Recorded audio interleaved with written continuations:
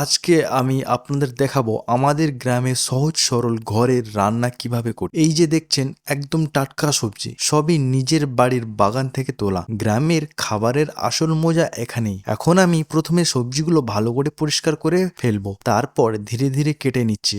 গ্রামে রান্নার পুরো প্রক্রিয়া খুবই শান্ত আর নিজের মতন। এইভাবে ছোট ছোট টুকরো করে সবজি কেটে নিতে হয় যেন রান্না তাড়াতাড়ি হয় আর স্বাদও ভালো আসে। এদিকে কড়াইটা বসিয়ে দিলাম, একটু তেল গরম করে নিলাম। গ্রামে কিন্তু অনেক সময় মাটির চুলায়ও রান্না হয়, স্বাদটা একেবারেই আলাদা। তেল গরম হলে প্রথমে দিলাম হালকা মশলা। আমাদের গ্রামে রান্নার বিশেষ ঝাল মশলা তেমন ব্যবহার নেই, খাবার নিজের স্বাদটাই আলাদা। এবার কাটা সবজিগুলো কড়াইতে দিয়ে ভালো করে নেড়ে দিচ্ছি। ধীরে ধীরে সবকিছু মিশে গেলে দেখতে একদম দারুণ লাগে। এইভাবে খুব সহজে আমাদের গ্রামের প্রতিদিন রান্না হয়ে যায়। আপনারা চাইলে পরের বারে আমি আরেকটা রেসিপি দেখাবো। ভিডিওটা ভালো লাগলে অবশ্যই জানাবেন।